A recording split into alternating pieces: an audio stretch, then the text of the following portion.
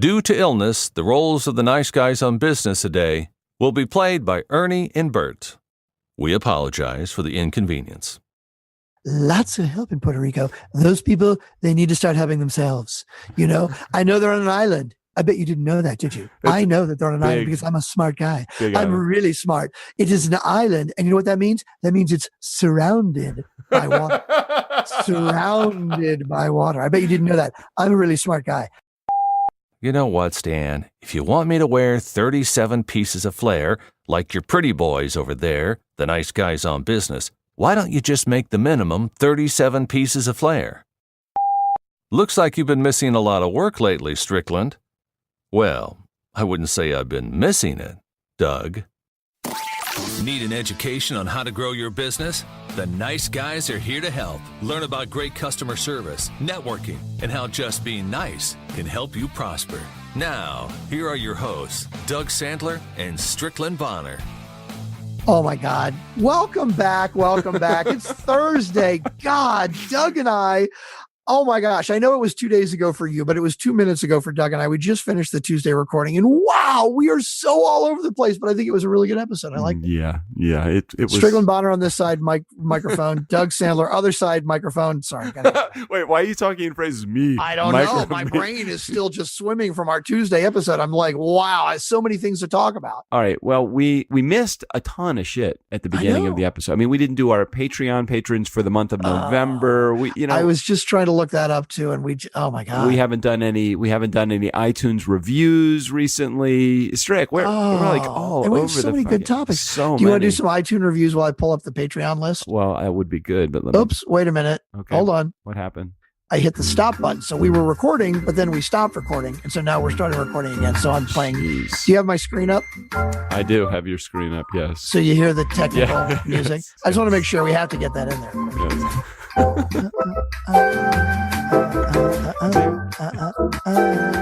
But now I got to figure out how to fade it out in Hindenburg instead of just cutting it. Let's do this. We'll do this like that. There we go. Oh, fade out. I love it. Okay, beautiful. Anyway, hey, Doug and Strick, we're back. Sorry, technical issues because we don't know how to use Zoom. What were you getting ready to say? I was going to do a couple of iTunes reviews. Please, you go do that, and I'm going to pull up our Patreon. All right, and if you've heard these before, let me know because I don't think I read these. We had so many come in. Aren't we getting like brand new ones all the time? We had new ones come in, but I don't want to negate the ones that have been in here a little while, and we're running pretty deep into the schedule here, so I want to make sure I get these. So this one came, let's see, Alana Pratt, 5-star review. Prepared to celebrate is the topic heading. I friggin' love these guys. I'm particularly synergistic with Doug's Flowers in XOXOs. My favorite so far has been episode 441, interviewing Park Howell and about storytelling. Park Howell, who is now a turnkey client. Yeah. I love that. Exactly. As an intimacy as an intimacy expert, I'm in total agreement that the most potent story is the story we tell ourselves. Subscribe to the show right away. That is Park Howell's tagline. If you have not subscribed, thank you so much for the review. We love it. Like, all I'm going to do is talk about Park Howell now, right? Park Howell has a podcast called The Business of Story, and his tagline at the end of every episode is, just remember, the most important story that you tell is the story that you tell yourself. Oh, very interesting. All right. And that is what he said on your episode too. Thank you for the review. Thank you. All right. This is from it's called Human Sized Business Wisdom from SMB97. Love the banter between Doug and Strick. 5-star review. Love the banter between Doug and Strickland. They have a blast and make fun of themselves and others while delivering great info about how to succeed in business without losing your soul. Without losing your soul. Yeah, that's good. That's true. I was there when Doug told Nathan to fuck off. Oh my God, I love it. So he was there at the conference. I love it. And love that too. I highly recommend this podcast for any human in business who cares about success and other people. Very nice. And I don't know if I've read this one. This one is kind of questionable whether I've read it. It was from Gary Hensel, author of I Am. 5-star review. I've been a fan of this podcast for a long time. I was a professor at college, a department chair of business for over 20 years. I taught servant leadership, leading with passion, and treating people you lead with respect. I recently authored I Am. Wait, is this a review or is this a commercial for Dude, you pulled it up. for Gary? Hold on a second. Wow, it's really interesting. Okay, well, let's just continue. I recently authored I Am, a book of wisdom based on the writing of great thinkers across many disciplines. I am working on a second book called Secret Wisdom of the Ages. I have over 70,000 social media followers. My message is a simple one of spreading positive energy and helping people find peace in their lives. The Nice Guys... Oh, here we go.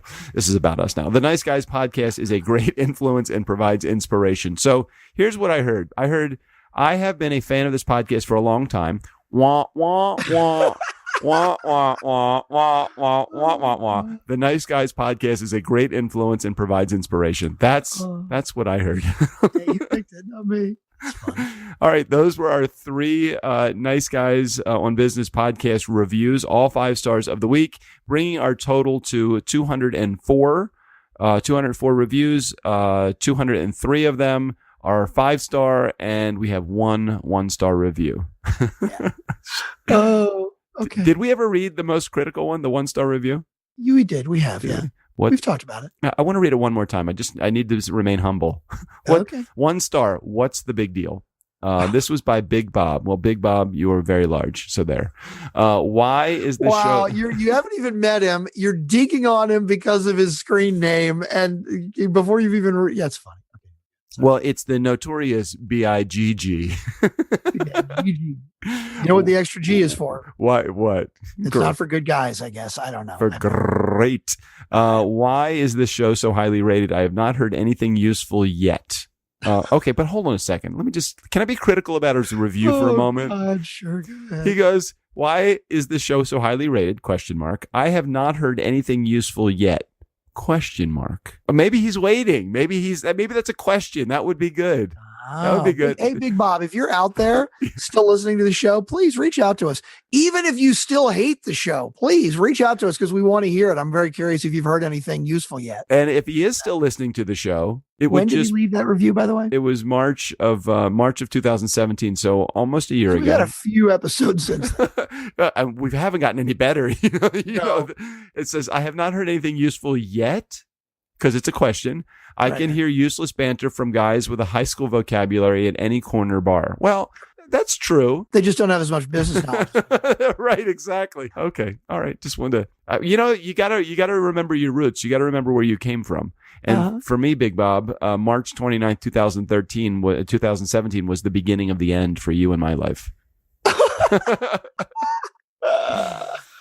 BIGG Bob. So we're opening up our airwaves, BIGG Bob, to you. So you're the 1-star review as opposed to the 203 5-star reviews that we've gotten. So we would like to invite BIGG Bob on the show. BIGG Bob, if you are still a listener, I will not demean you. Is that a word? I can't remember. Is that part of my high school vocabulary?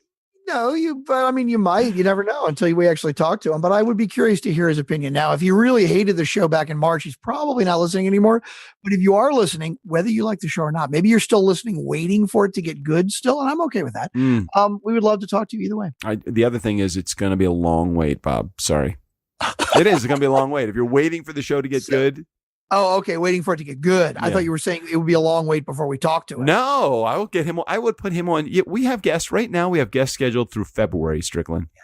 I don't know. Well, maybe we wouldn't bring Bob on as an interview. We don't even know what he does, but we could at least bring him on as a guest on one of the Tuesdays. Well, apparently he's got to have more information than we have. He's got to much more knowledgeable than us. True. And if you make fun of him like that, he's not going to reach out and talk to us. What the fuck? You can't handle it? Okay, we ready for our shout outs to our Patreon patrons? I can handle his 1-star review. Can he handle just a couple of clips from me? That's what I would ask. And where is the guys we fucked? Where are they? Who cares? We haven't talked about them. I haven't thought about them. I haven't listened to their podcast in ages. It's just they ramble. Very rare. I liked them. I listened to a couple episodes that I liked, and then I'm like, not so much. Very, very rare that I listen to the guys we fucked. Yeah. Yeah. I never do anymore. That was a play on words, actually. I have unsubscribed. How about Ashley Yanello Taylor? Where is she? Wow. Come on. That's a blast from the past. I don't know. Can we get to the list? Yeah, go ahead. We are almost 100% listener supported here. And if you want to support the show, Every once in a while we get a sponsor, but they're usually really low paying sponsors. So I don't want to say we're at 100%. Did you just say we're 100% listener supported? I said we're almost 100% listener supported. Oh, you're talking about just the show, not the business that we actually run. Oh God, no. No, I'm talking about this specific show, The Nice Guys on Business. All right. If you want to show the love, forget what percentage we are sponsored by our listeners, okay? We love our listeners. We appreciate it. If you appreciate the show and you like us and you want to donate and show the love, you can go to patreon.com/nice guys and you can make a donation of as little as $1 or $2 a month. We would really appreciate it. Well, what is it? Is it as little as $1 or $2? It can't be 1 or 2. I think I still have the $1 level up. That's what I'm not sure about. Okay. So I think it's $1, even though we usually say $2. Okay. All good. Okay. Yeah. And a shout out to all the people. If you're at least at the $5 a month level, you get a shout out every month on the show, usually closer to the first of the month. But we're a little late this month. Just so you know, Strick, I trust you implicitly and complete access to every bank account that I possibly have. But where the fuck is this money going? Because I have not seen a question. I think it's actually set to go into turnkey right now. I have not seen a cent of it. Well, by the way, when we first started, you said to me, "Hey, dude, you know what? You're paying for Libsyn and you're paying for it. You just take it, whatever it is, right?" And it used to be just barely enough to cover Libsyn, but now I think that we've got turnkey going, and turnkey's paying for Libsyn. I'm pretty sure I've redirected it into our turnkey account, but I'll find out. We appreciate the support either way from the listeners. Don't worry about where the money goes. Don't worry about it at all.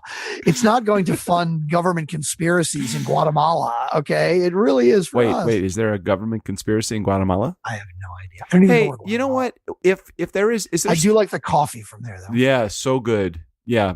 Is there electricity yet in Puerto Rico? Oh my God, you are so all over the place. We have so many topics to get to. We are not going to talk about Puerto Rico. Okay. I'll look it up while you're reading. Because then we're going to get political. Yeah, look it up. That's a good plan. While I'm reading the list of them, if you are at least a $5 a month contributor to Patreon, you get a shout out on the show. And those people include Rosh Khan, Jake Mellon, Greg Osterdyke, Patrick Bonner, no relation, Tomas Conafray. Man, Tomas has been around for a long time. We interviewed him episode 63 or something? I'm sorry, I'm looking up the power. You know what? I'm going to look that up because episode 98, you see, I said 63 off the top of my head without even looking it up. I was going to be really kind of weirded out if that was the right number. No, episode 98. Pat Perdue, are one of our favorite Canadians, Stephanie Sursland, Ryan Bowcross, Jeff Chessman, Michael Collins, Sonny Lake. We haven't heard from Sonny in a while. I know. I miss Sonny. Yeah, Craig Hugiem, Sean Carpenter, of course, Paul Morena, and Mr. Tom Schwab. Is he a sponsor today, actually, Interview Valet? Today's Thursday. An alert from Wells Fargo. No, it's just on Monday, Wednesday, and Fridays. Oh, okay, good to know. All right, thank you. We love all of our Patreon patrons. I'm just I haven't really dug into this at all, and maybe we can talk about this next week if it's still the same. But Puerto Rico, according to this article a few days ago, was still without 70% of the island was still without power. Oh no, President Trump says no. I've sent lots of people down there. I've got lots of help in Puerto Rico. Those people, they need to start helping themselves.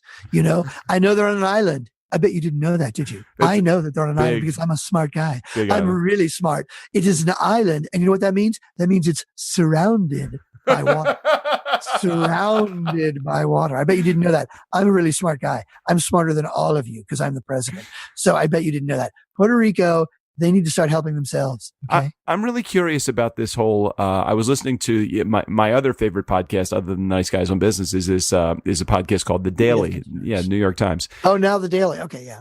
Yeah. And there's this $300 million contract with this company called. Oh my God, I fucking love this. And we weren't going to get political and shit. Go ahead. No, we are going to go off on this. No, I love this story. It's just so fucking perfect. It's so government. It's so. Well, I'm sure you know more about it than I do then. All I know is there's a $300 million contract that was awarded to this company called Whitefish, and Whitefish had literally, I think, 2 employees before they were awarded the contract. Somehow, because of a buddy-buddy system, they ended up getting the contract, and they've done absolutely nothing to recover the power in Puerto Rico. Because this company is friends with a politician, Interior who supported Secretary Trump. Ryan. Right, exactly. The Interior Ryan Secretary. Zink. That's Right. it exactly. Right.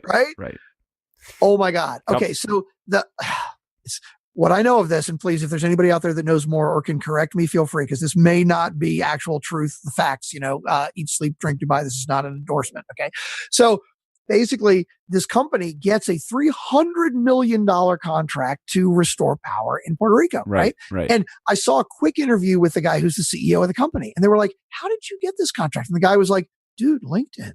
Like, do you believe it? Like he says somehow he connected with somebody on LinkedIn, and everybody was like, no, dude, you're in, I think it's Wisconsin, right? So it's a Wisconsin senator. Let's see. Where are they? I think they're in Montana. Let's see. Okay. Montana. Yeah. And he was like, no, I don't even know the senator from Montana. I've never met him before. Right. So then they go to show pictures of the two of these guys together. Right. So obviously they do know each other. He's totally lying. Right. So then it comes down there like, dude, $300 million contract. You have 2 employees. This is total bullshit. Okay, right?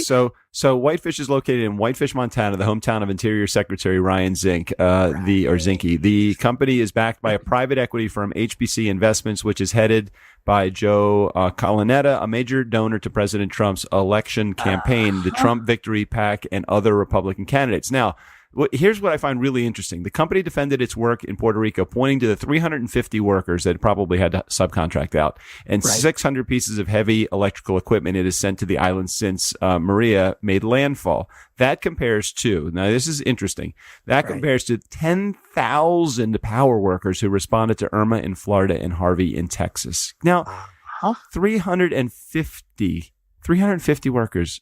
Are they making a dent in what's even going on? Exactly. So again, after this came up, the CEO says, first of all, dude, we didn't have 2 or 3 employees when I got this contract, right? We had 40. And I'm thinking to myself, okay, so you're not a ridiculously, incredibly small business. You're just a small business, right? Like 40 employees when you're talking about a $300 million contract. It's still total bullshit, right? You are a bullshit company that cannot handle a $300 million contract, even if you did have 40 employees. And then his answer to that was like, look, we're working. Do they want power back or not? Right? Like, this is better than nothing. And it's like, no, you know what? No. I don't know that it is. It's bullshit. It's total bullshit. Right. So with your 350 subcontracted workers that you probably know nothing about because you basically threw it out there and said, dude, who can get to Puerto Rico? I'm paying. Right. Sure. It may take 10 fucking years for them to get their electricity back, but God forbid, they hire a real company that really knows what they're doing. Puerto Rico may actually get power back within like a couple of months. I'm beginning to put the connection together now. I'm pretty sure that BIGG Bob is the owner of Whitefish. Now you're back to digging on Bob, right? All right. Well, listen, we will open up the Nice Guys on Business airwaves to anybody from Whitefish that cares to comment. Maybe we should say it differently. The Nice Guys on Business podcast, we reached out to the representatives from Whitefish. They declined to comment. No, we're reaching out to them like right now on the podcast. Yeah. They've declined to comment. They have yet to comment. They have yet to comment. They have yet to comment. I think we're pretty safe in knowing that nobody from Whitefish listens to this show because they only have 2 employees. Let me check our Montana stats. Hold on a second, Strick. Let me check that. Oh, all right, where were we? Not just Montana, specifically in Whitefish, Montana. How many downloads do we have? Oh, wait. Because apparently there's a town called Whitefish, Montana, right? So what's your question? How many downloads do we have from Whitefish, Montana? I don't think any. Exactly. We reached out to representatives from Whitefish, and they declined to comment. Wah, wah, bum, bum, ba-da, wah. You got to play the little clip from The Price is Right. We have so many topics. Okay, get to it. Okay. What we didn't? Did we spin the wheel yet? We did. Are you hearing that? Wow, yeah.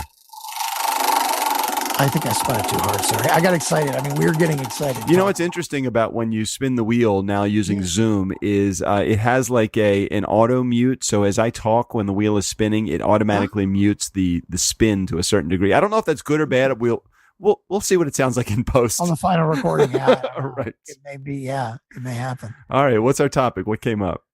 Okay. Wait a minute. Where did they go? Hold on. I'm looking at I was at the wrong topic list. Silly man. All you need to do is look at the wheel. Look at the up wheel. at the wheel. Right. My life on Inst stories. Oh, God. And by the way, I want to clarify the way I'm reading that. That's exactly as I spelled it. Exactly as Doug wrote it. Wait a minute. Because, by the way, for any of you that you know, this is Instagram, right? They're called Insta stories. It's not stories. You know what, Strickland? Fuck off. Just, God damn. Yeah. So Anna and Mar were really high on me getting on Instagram a little bit more. And I took 2 weeks. Okay. Week number 1, I said, I don't want no monitoring. I don't want anybody to monitor me. I just want to do it. Just let me go. And I did. I spent the entire week doing that. Then the second week, I said to Anna, before we started the second week, I said, can you just give me just a little bit of instructions, maybe do like a little video, something, so I know what the fuck I'm doing. So she gave it to me, and it gave me some highlights. And my wife is very much involved with Instagram, and she loves, because she's an event planner, a lot of pictures. So she does a lot on Instagram. Mm-hmm. And I was going to only use it for the channel of the stories rather than using it to, we don't have any pictures to post. I mean, that's not what we do. So, but I did want to share, and I was looking at other podcasters that use it, like Pat Flynn. He's very active on Instagram, or using Insta stories or IG stories or whatever it's called. And so I spent the last week doing it. And here's what I guess, let me just look at it from an overall package. Mm-hmm. It is a huge amount of pressure in my life. Okay. I don't know if I can continue or not. Okay. I mean, I either have one of two choices. I can either stop the Nice Guys on Business podcast so that I can do more Insta stories, or I could continue with my Nice Guys podcast, and because I spent a lot of time this past week just focused on where am I posting, what am I posting, how am I doing these stories, what's it going to look like and feel like. And I just said, I'm just going to document my life. I'm not going to document all of the other, like I'm not going to specialize in just things that would be appropriate for the Nice Guys on Business podcast topics. Right. It's challenging, Strick. Are you asking my opinion, or are you just throwing it out to our nice guys? No, I'm a little bit of both. So let me throw it out to our Nice Guy community. Funkin' fans, help me. Should this be something I continue or not? And I'd love to hear your feedback. At DJ Doug is my, don't go to my Instagram page. Yeah. Cause he's not sure. Cause I'm not monitoring that. I'm going to take a week off from it. So what is your opinion? My personal opinion?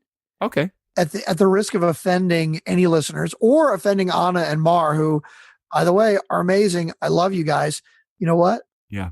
I don't have fucking time. I don't see the benefit. No, not for you. The cost versus benefit. Okay. No, even for you. Okay. Like if you said to me, hey dude, you know what? It's not taking too much time out of my life. I'm basically doing what I always did before, but like every couple hours, I'll just click on my phone and tell people for a few seconds what I'm doing. To me, look, systems guy, right? Cost versus benefit. Everything is cost versus benefit. And to me, if you said to me, yes, every couple times a day, I take 2 minutes out of my day and I just talk about whatever I'm doing and it's no big deal, I'd be like, cool, man, let's keep up with it. But normally, but if you tell me that it is taking an immense amount of time, fuck it. Okay, but let's look at it this way. What parts of a day would you want to have as an Insta story? Would you want the boring, mundane parts of the day, or you want the more exciting parts of the day? And let me answer the question for you, because I'm heading in a specific track, and that is you want the more interesting parts of your day, right? In other words, you don't want to have the exact same breakfast that you eat every morning posted. Right. It's like, I don't want to do my morning. Here it is. It's Thursday and looking forward to a great day. And here's the stuff that's coming up today. I want to be able to do it as the exciting things are rolling out in my life. Right. Mm-hmm. So that's the way I look at it. And then I think about it when I'm in the middle of the most exciting parts of my day. I'm like, I don't fucking want to stop. And, I did it for the last 2 days. I mean, my wife and I had several things that we actually attended as guests, which was great. Yeah. And as I'm going through it, I'm like, this would be a great part of my day to, like, I met Joe Piscopo last night, and that was really cool, from Saturday Night Live, comedian, great Frank Sinatra impersonator. I didn't want a fucking Insta story as I'm doing it. And I'm thinking, okay, but I committed to doing this for a week, and this is still within my week, and I'm just going to do it. And I'm telling you, it lowered the quality of my presence. Dude, I think it's a great plan that you committed for a week, because you're right. Anything that you try to do that's going to disrupt your day, if you do it for a day or 2 days, you know what?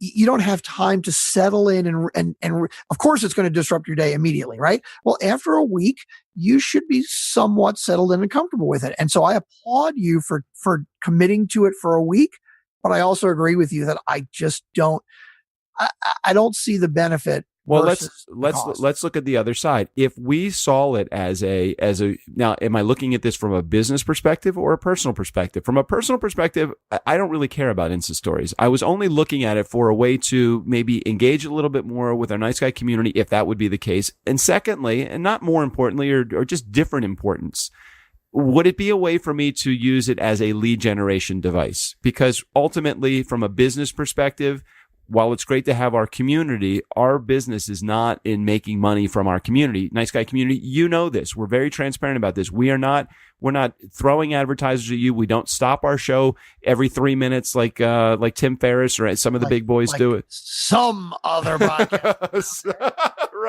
Right. So shall remain nameless. I mean, every once in a while we do some trade for services. We make a couple of bucks off of it, but I don't think it is ruining your guest, the audience experience. So for me, turnkey is the way that we are monetizing our business, our podcast, and that does not interrupt what's going on to our audience and doesn't hurt the audience experience. That being said, I don't see how my Insta stories at all would help, hurt, indifferent our turnkey business, and therefore I want to turn the switch off.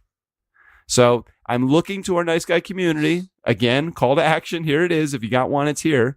It's tell me what you think. @DJ Doug is my Twitter handle. Just let me know if you communicate through Twitter, on the Facebook community. You can reach out to me, 4242 DJ Doug. I don't give a shit.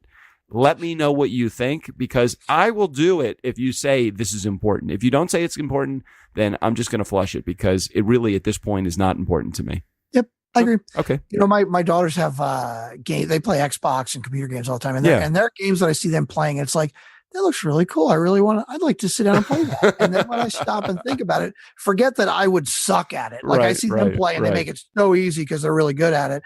Even if I didn't just suck at it, it's like, okay, well, the time that I would take to do that, the cost of that is that it's an hour or however long it might be that I can't do something else. Yeah, okay, what's the something else? Well, it's going to be like focusing on turnkey or getting our system set up. And it's like, no, it's just not worth it. I don't have time. Right. It's not that I don't want to do it. Or use it to do what you like doing, like yoga, or learn meditation, or spend some more time focusing on your speaking business, or what any of those things would be better than. You know, I've been saying for so long that I need to actually sit down and like meditate, right? Like you do. I mean, 10 minutes. That's all it takes. 10 minutes a day. Yep. Nope. Too fucking busy. And again, I'm not saying that's the right decision. It's totally the wrong decision, but that is absolutely the way I look at it. I don't look at it as this is something that could overall benefit me and my mental and emotional health. I look at it as that's 10 minutes. I don't have 10 minutes. Yeah. That is wrong. But the video games, that's right. Good decision. Yeah. So nice guy community, we're opening up to you, Insta story. What do you think? Okay. All right. So let's get to a topic. Let's get to another topic, because we have so many. Wow, Strickland, give that another shot there, man. Well, I didn't spin it. You didn't do that at all. That was a horrible spin. Was it terrible? That was did your hand slip off the wheel? Yeah, but that's like The Price is Right? Like it has to spin all the way around. Yeah, you got to get it around once. Because I spun it too hard last time. You did. I didn't want it to go way too hard. God, okay. Did you grease the wheel? Because I'll tell you, even the stop side of the wheel is slow. I mean, it really Yeah, it's a little slow. Okay. Yeah. Well, you know, I haven't had time for maintenance on the wheel. I have to focus on the important things, and the wheel needs maintenance. It's important. So I got to get. Oh shit! I have a feeling that I heard you start this topic, and I'm like, oh shit, this is not a quick topic that we're going to talk about. How to get guests to stay on task. Evan Hackle issue. It's a love-hate relationship that Doug and Strick have with polarized guests. Yeah. Is that the one you heard? Yeah, exactly. So let me tell you this story just really quick so that we can at least get it out there, and so that you know this is not an attack at all on Evan Hackle, but it's more of an attack on the type of guests that we get that could potentially go in a direction that they are more in control of the show than the host. Okay, so when I say the host, I actually am talking about me since I'm doing the interviews. Yeah.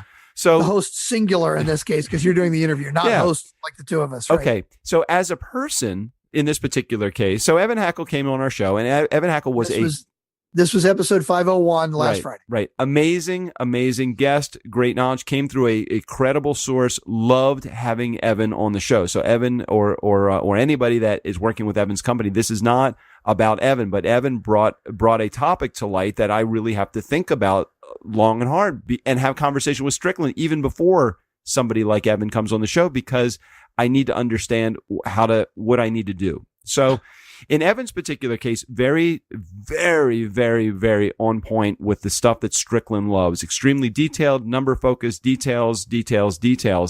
And as a host, for me to hear somebody that's detailed, I have a challenging time because all I want to do is, forget about the pain, just show me the baby. What's the end result? What is it really all about? And I kept bringing Evan back to, hey, can you help me make a connection with my audience? Because I want to make sure that we don't have people tune out of this episode. And in having a conversation with Evan after this episode aired, I just got to know him. And I think Evan is an amazingly, incredibly successful guy that I have a huge amount of respect for. And I understand based upon that conversation that it was me and a couple of guys, it was me, somebody that works with Evan and Evan. And we're having a conversation. I'm just thinking, this is just how Evan is. This is like you love Jim Collins, Good to Great, and I love Spencer Johnson, Who Moved My Cheese. Yep. And it was like, I don't know how to deal with someone that wants to go in a direction that they got it. I mean, Evan, he's got his thing, he's got his gig, and he's really good at it. I just didn't know how to get him into a spot where I could relate to the stuff that he was chatting about on the show. Again, I'm emphasizing the fact that this was not about an issue about Evan. It was more of an issue of when a guest like Evan, very detailed, very, very numbers based and focused, comes on the show. What am I supposed to do as the host? Well, it's funny because the way I see this topic, I see it in a different way. Okay. I'm looking at a different aspect of it, which is funny because I think under the circumstances, you did the best you could. And I know that, you're being diplomatic. I don't want to throw you under the bus, and I certainly don't want to try and put Evan down, but in listening to it and in talking to you before, and also some feedback that we've heard from some of our fans, it was like, dude, this was a challenging interview, right? Like it really, you had a hard time with it, and you at the time didn't think it was really that great. And it's so funny because I listened to it. I know. And I'm fucking totally engaged. Yep. Now, there were one or two parts that I had to go back and listen to twice to kind of get the idea of what Evan was talking about. The numbers were complicated, but I loved the topic, and I was like, dude, this is so cool, but it's so interesting because it is just that different perspective, right? Yep. Like, you would have listened to this interview for 5 minutes and gone, fuck it. Like if you were a listener, because it's just not your thing. Where in 5 minutes, I'm like, oh my God. And I know. Just on Tuesday, we talked about Park Howell, right? Yep. Now, again, I don't know if Park's a listener or not, and I certainly don't want to offend him. No. I don't think this will offend him. No. But like when you interviewed him, I was totally into it. You were so into it. And the person that left the review, the iTunes review, was totally into it, right? Yep. I'm listening to it and I'm going, get to the point. Right. Because I totally thought he was dragging, and I'm like, whatever, because you like Who Moved My Cheese, and you like Tuesdays with More. You like that kind of story. I love Jim Collins. I want the facts. I want to see, I don't want a guy to come out and tell me, hey, this is how it is. This is what I believe, just because you believe it that way, right? I want facts to back up the where you came up with this answer. And that's what Evan is all about. His stuff to me was fascinating as shit. And it's just so funny because different people think different ways. Well, so when you have somebody like Evan and Evan's style come on the show, or a guy like Park and come on the show, it creates this amazing conversation out there in the community that you don't get with just your average. And I want to say he was an extraordinary guest. Because what ends up happening, and Park was an extraordinary guest, because anybody that can move the needle is a guy that demands and deserves the attention that they're given. So you got a guy like Evan or a guy like Park. Let's use those as, let's just say that Park is completely on the left side and Evan's completely on the right side, not in political beliefs, but just in how they are as guests. Right. Hypothetically, they're at opposite ends of the spectrum. Opposite ends of the spectrum completely. Those two guys alone have received so many comments from our community, like, gosh, that was so great. I loved it. Like you said, Strickland, and a number of people in our community said, I really love the numbers that Evan shared. Yep. And then on the other side of it, we had guys that are like, oh my gosh, this episode was so, it dragged on so much. Right. And I wasn't thinking it was dragging on. I was just thinking, I'm just trying to get him to make the point so that my audience, my nice guy community, can feel engaged with this guest. But it's like I don't want to have those in between guests. I want to have the guests like Evan and like Park more often, because that's what we need to create that controversy, I guess, in the group. Dude, it's so funny because now that we're talking about it, I just bought his book on Audible. I like it. Talking about him, it reminded me. I'm like, dude, I want this book. Right. Whereas I know you would never listen to it or read it because it's just not your style. And I love this stuff. I'm going to be listening to this on the way to my gig today. So it's just so interesting. Everybody wants different things. Yeah. So again, not a shot at Evan, not a shot at Park, or anybody that's in between. I can't figure out what is the right mix. Like when you're involved in the interview, it's too late for me to say, hey, can you hold a second? I'm going to actually get Strickland. He would be better equipped to handle this. But maybe there is a question, and this raises a really interesting issue, Strick, is that because we do have this really cool guest management program through Turnkey, which helps you monetize your podcast. Maybe there's got to be a question that would say, which book would you relate to more? And we put in like Who Moved My Cheese and Good to Great. Which book do you like more? And that kind of does help you determine what kind of person this is. You know what? I love that question. But the third thing you put on there is you say, which do you strongly relate to one of these two styles, Who Moved My Cheese or Good to Great? And then the third one is I'm in the middle, or I don't know those books, or I don't care, or whatever, which is fine too. Like not everybody is going to know them, right. But if somebody knows them and they feel so strongly, like if you said that to me, my immediate answer would be, oh, Good to Great. Oh, wait, hold on a second. We can even get to the point where we're not even mentioning a title. We could say, do you relate to parables better or facts and figures? Yeah, it's interesting. I like it. Okay. I like it. All right, I'm writing that down.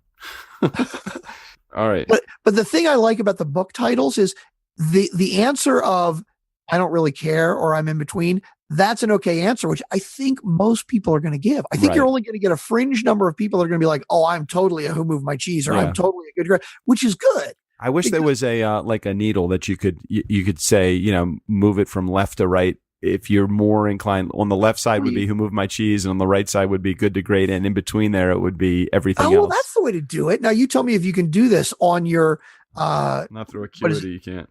Acuity, like where you say, okay, at one end of the spectrum is Who Moved My Cheese. Strongly agree, strongly disagree. Exactly. That's it. We just got a new question. Right. Strongly agree, neutral, disagree, strongly disagree. You put one at each end of the spectrum. Okay. Got it. I love it. You should totally do that. Okay. Got it.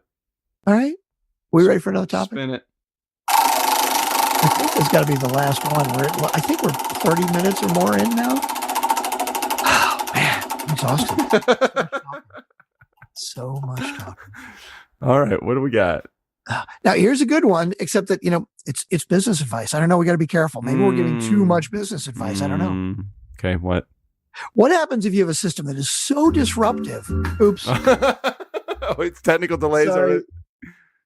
That's the way I've got my my audio set up. I apologize. That was not supposed to be a technical difficulty, but apparently it was a technical difficulty that cued the technical difficulty music.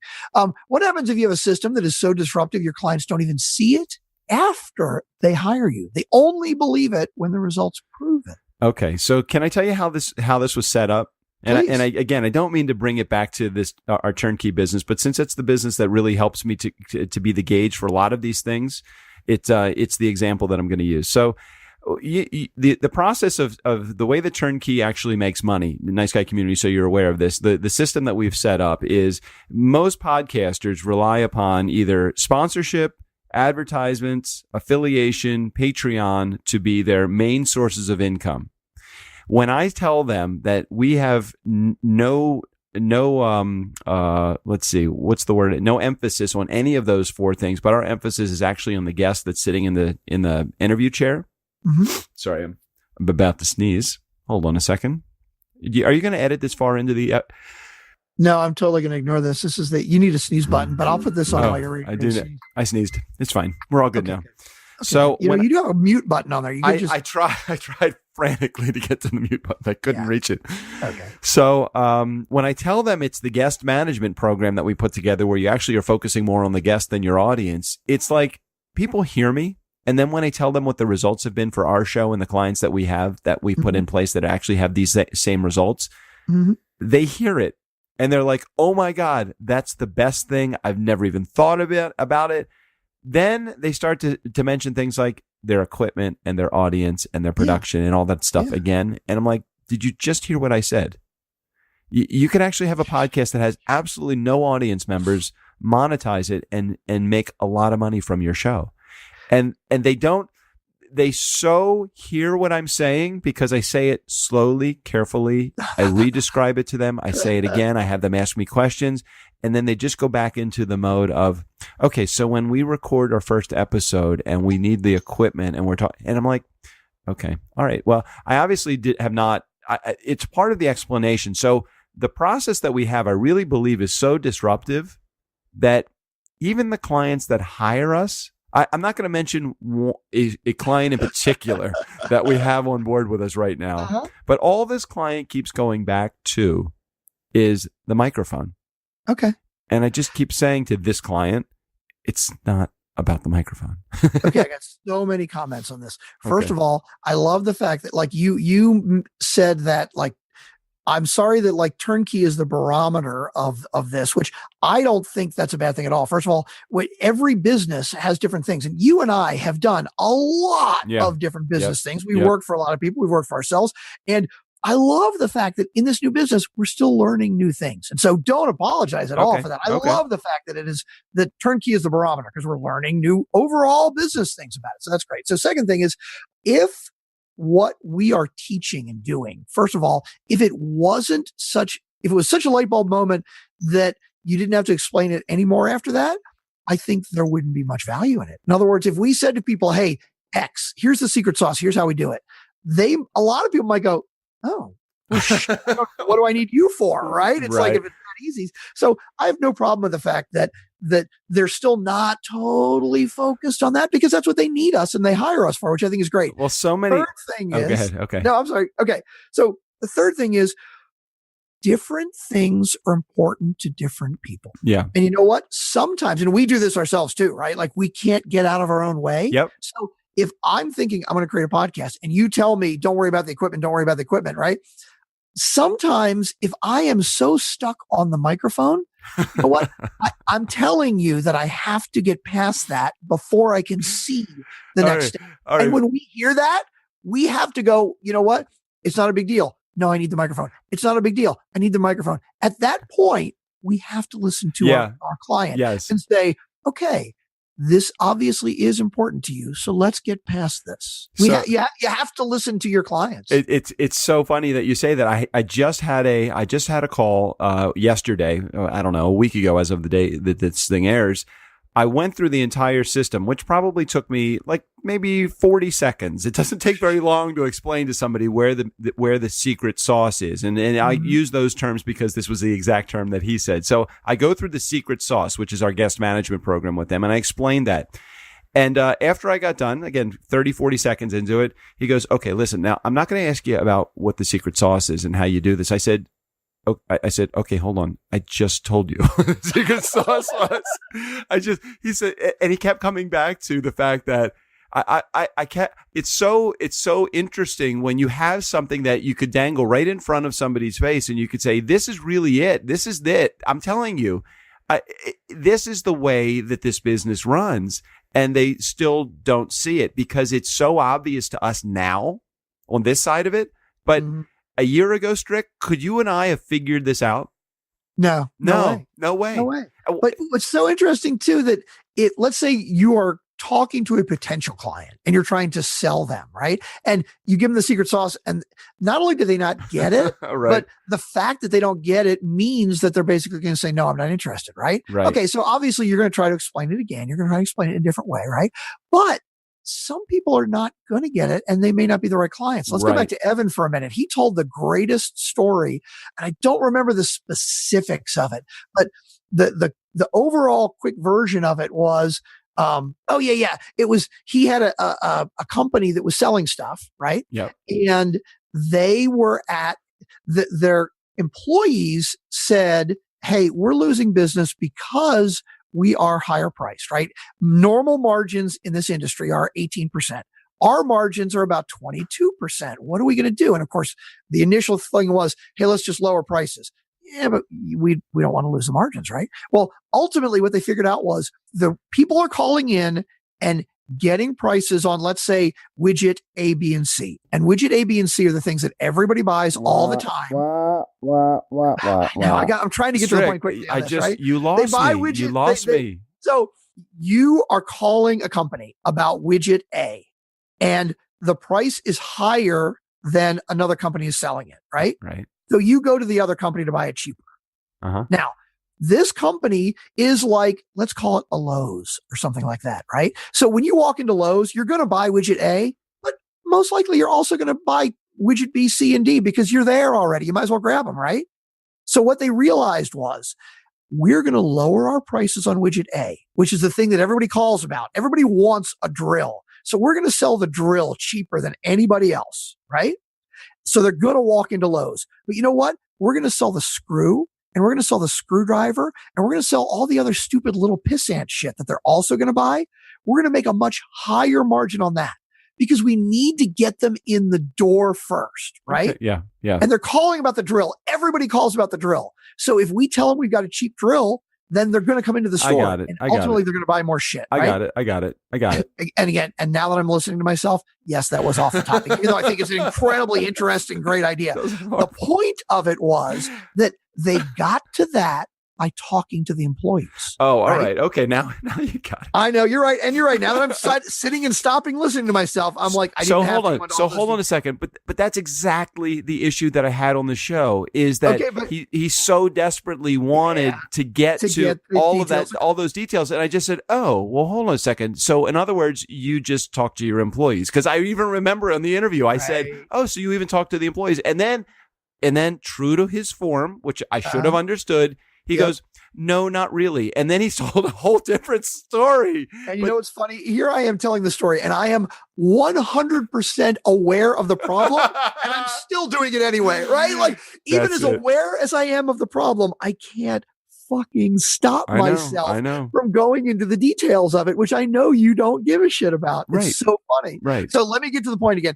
Let's pretend we're going to edit out that whole part about talking about the widgets, right? Okay. The whole point of it was the system that he put in place was, let's talk to the employees. We need to find out from all the employees what's wrong, and then we're going to act on that. Right. Okay.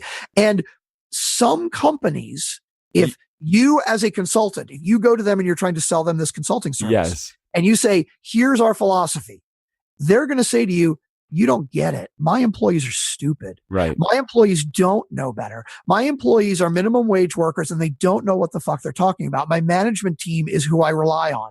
You know what? They're not the customer you want. They don't get it. They don't get it. It's exactly. And it's the same thing with us. That's exactly. We can tell people it's about the guest. Well, no, but how do I get sponsorship? No, don't need sponsorship. It's about the guest. Well, I need to, is SEO important? I need to get more and more and more downloads. Right. Dude, oh my it doesn't matter how many downloads you have. And you know what? If after all that, they don't get it, they're not the right customer. Totally right. It's so obvious to me, but then I look back and I just say, we spent 16 months to get 20,000 listeners to our show. And in the next 16 months after that, we went from 20,000 to 1.1 million. Mm-hmm. The way we did that is we understood that it wasn't about X, Y, or Z. It was about PDQ. It was about a whole different set of circumstances.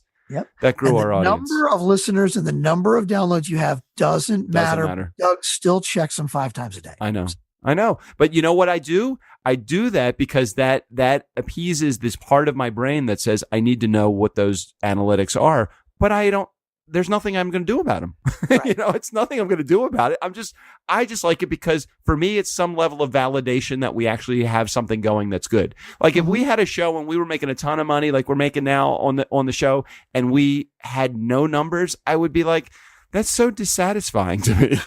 The fact that they're lockstep with each other right now, a growing audience and a growing income, that's really, really, really cool. Although in our particular case, and as I tell our clients all the time, one thing has absolutely nothing to do with the other. But but I still need that validation.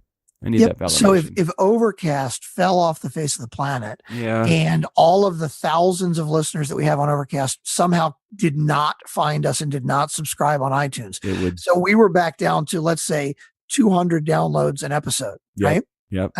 See, I wouldn't care. That would hurt me. I know. Your ego would be shattered. And I'd be like, dude, as long as we can keep Turnkey going and get great guests, it just doesn't matter. Completely shattered. Oh gosh, this was a great episode. I really, I know we got 3 listeners probably tuned into this part, this deep into the episode. We didn't do our Jackie the Joke Man joke of the day. Hey, did you get Lou's? Did you get Lou's recording? We did not do the Jackie the Joke Man. Lou's recording. Hang on, I saw some email about that. What is it? I haven't read it yet. I don't know. What is it, Lou? What did he send? Well, Lou, I think, was going to send you the digital music to the intro and the outro for Jackie's instead of playing Afro Man because I got high. Oh, this is Lou Diamond with the Thrive Loud podcast, by the way, for those of you who don't know. He's sending me music. Where did this music come from? I don't know. Just do a search. You're in Google. Just do Lou Diamond. Just see what happens there. It's not Louie. It's Lou. Oh, you're watching me. Yeah, great. Thanks. What episode Strick is editing? A fave.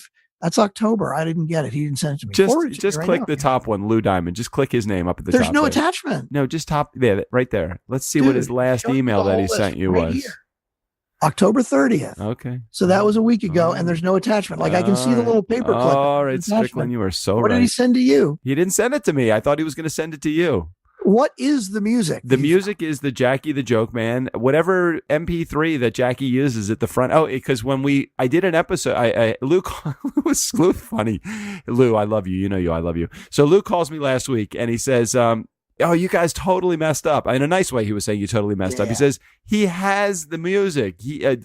Jackie has music that he could send to you. As a matter of fact, I think I have it. I'll send it to you. Oh, okay. So I was thinking that Lou was going to send it to He has his own intro and outro music. Yeah. I'd be okay with that. All right. But you kept saying, can you find something? Can you find something jingly? Can you find something? But it needs to be kind of funny, but kind of light, but kind of jingly. And I'm like, dude, audiohero.com, fucking find it. I'll do it. But you got to find it. I'm not taking the time. I got you.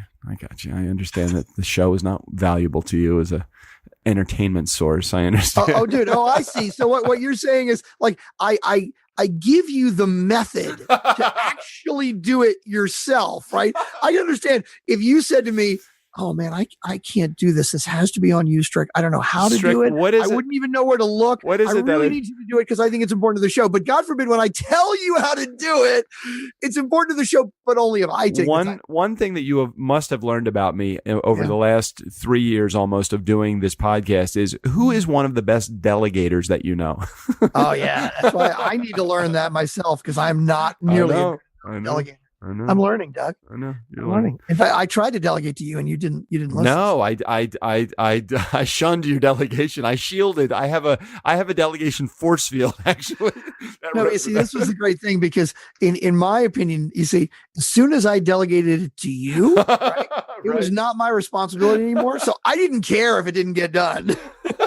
It's funny you say that because I don't know how many emails come into my box where somebody wants to come on the show, but then they ask me some questions and then I give them the answers to the show. And then I just delete the message after that because if they follow through, it's like, I'm not going to fucking follow up with you. If you want to come on the show, then you follow up with me after I give you the answers to your questions. But don't just throw it on me and say, send me the link and here's all my bio stuff. And I'm like, I'm not doing that.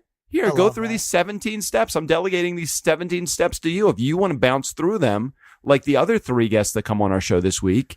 I mean, Strick, you probably get guest requests now also, but we probably get somewhere between 15 to 30 guest requests every week to come on our show. Has Mar set the system up? Yeah, have you allowed the system to be set up? Ridiculously amazing system, and Mar has totally taken control of this system, and she is our champion at making sure that nobody gets on the show without going through the proper procedures. It's not so now here's the important question. Let's say hypothetically 17 people requested last week. Okay. Right? Yep. Okay. What contact do you have with all 17 of them? What do you mean? What contact do we have? In other words, are you returning emails or is she doing it all? No, Mar is doing everything. Perfect. So in other words, you're not even aware of it until they go through her as the gatekeeper. I guess I could remove myself one more level and not even be CC'd on it, because right now the form fill that we have goes to Mar and comes to me. So I at least, as long as you're not doing anything with it, it's okay. No, I don't do anything with it. Mar is a champ. She's doing so amazingly well, and she has. I guess I have people that are still coming on the show. It seems my schedule seems to be pretty filled, so I'm assuming she's doing what she's supposed to do. Oh, that'd be funny. I'd be like, no, hey, Laura, I've noticed that we don't have anybody coming up for next week. Oh yeah, I've eliminated them all. What do you mean? None of them are good enough for you. Okay, maybe we set the system up a little too well. Maybe we set the bar a little too high. Maybe that is so funny. Yeah, Mar is, oh gosh, Strick. So we got some great things that are happening. Danny is going to be helping me. I talked to her. She's going to be helping me on the sales side of things. Okay. Anna is now in control and handling all of the interns and systems people that we have. Houston's coming on board and is going to be a mega force in helping us get this entire system right. By the way, if he's listening and if he's listening this far, Houston, I owe you an email. I'm doing it tomorrow, which is Sunday. So you will have gotten it. You will have gotten it. All right. So, I've not assigned, I know what I want him to do for us. I just haven't actually gotten around to writing it down to say, hey, here's what I want you to jump into. And he's probably twiddling his thumbs going, what the fuck, Strick? Where's Strick? I'm waiting on you. Right. I know you are in Houston. It's totally on me. You're right. I'm going to send it to you tomorrow. I do have absolutely ideas of what I want you to do. I just haven't actually written them down and sent them to you. Strick, if you don't get him in gear, you're going to lose him. I'm just telling you. I know. That's why yeah. So the other question that I have is, after all of these amazing people are in place and doing everything that they do, my only question is, what is left over for me and you to do? Oh, right. Because we're sitting around twiddling our thumbs, right? Yeah. I don't know about you, dude, but I made a commitment to myself probably 2 weeks ago, I think, that I'm like, you know what? I'm staying up too late. I've got to get to bed by midnight. Okay. Midnight is not unreasonable. I think I'm up at 6 every morning. So 6 hours of sleep, I don't think is unreasonable at all. In the last 2 weeks, it hasn't happened once. Oh, that's not good. It hasn't. Like 12:15. There was one night I got to bed at 12:15. One night I got to bed at 12:30. The rest have been like 12:45, 1 o'clock, 1:30. And it's, and dude, so yeah, I got to get my own systems in place better. Let me just say this. I've been in bed no later than 10 o'clock, probably for the last 4 or 5 years. Oh my God. No, that's not true. Last night I did stay out late. I saw Joe Piscopo. It didn't even start until 9 o'clock. I was very proud of myself. Very proud of myself. And we didn't get home until after midnight. It's late for you. Yeah, next week, we got a whole bunch of shit to talk about next week. Next Tuesday. Oh, wait, did we do Jackie's joke, or we haven't done it yet? No, but I don't. Do you have it? You have it there somewhere? Can you find it? I probably could pull it up here. Hold on. Okay. Let me try this, because it's number 4, I believe. Yeah, this would be the... Oh, here we go. Jackie joke. Oh, yeah. Okay. I don't have the intro and outro music because that's all right. We'll just play it. Just play it. Where's Afro Man at least? I think this is the next one. If we've heard this one already, let me know. Hi, I'm Jackie Martling here with your nice guys joke of the day. The wife's on the deck drinking a glass of wine. Okay, wait a minute. That was last week. I remember that one from last week. So now we're at number 5. And by the way, this is all we have. This is the last one we have recorded. You only did 5. Okay. So okay. So don't keep talking. Like, I'd love to get more from it. That'd be amazing, but we got to get them. All right. Hi, I'm Jackie Martling here with your nice guys joke of the day. A girl goes to the gynecologist. She says, Doc, I'm freaking out.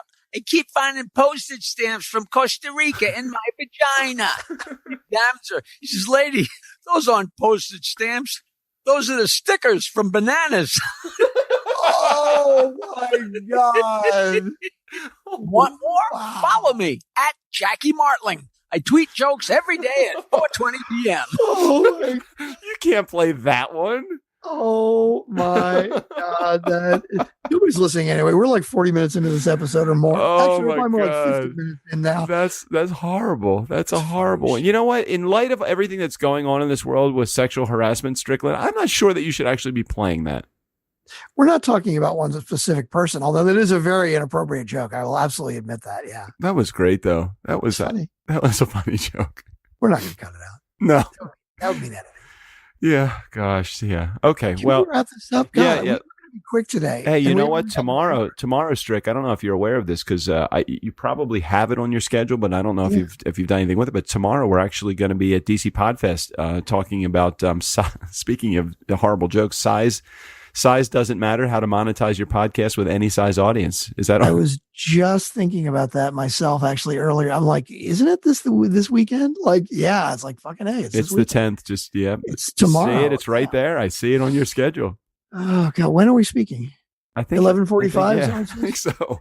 So basically, right in downtown DC, in the middle of the day, which means I have to take the whole day off to talk for. You know, Strickland, you deserve a day off every once in a while. Remember how much fun we had? We went out to lunch with all of the folks from DC Podfest. They treated us to everything. We felt like I totally felt like a rock star that day. For DC Podfest, they took us. Oh yeah, we did go out. We paid. They didn't take us out to dinner. I don't mean that. I didn't. Sorry, I meant we went out to lunch. That's what I meant. I'm playing a wedding Saturday and Sunday this weekend. So I was thinking ahead of time, like, maybe I'll take Monday off, right? Well, no, apparently I'm taking Friday off. Okay. Yeah. All right. Nice guy community. Never underestimate the power of nice. Or if you're in the DC area, by the way, if you live in the Baltimore, DC area, we will be speaking at DC Podfest tomorrow. So come on by and check it out in DC. Or the power of banana stickers. Wow. Steve O'Brien, take us out of here. For the Nice Guys on Business, I'm Steve O'Brien. Fill up your week with the nice guys. Well, there's always money in the banana stand.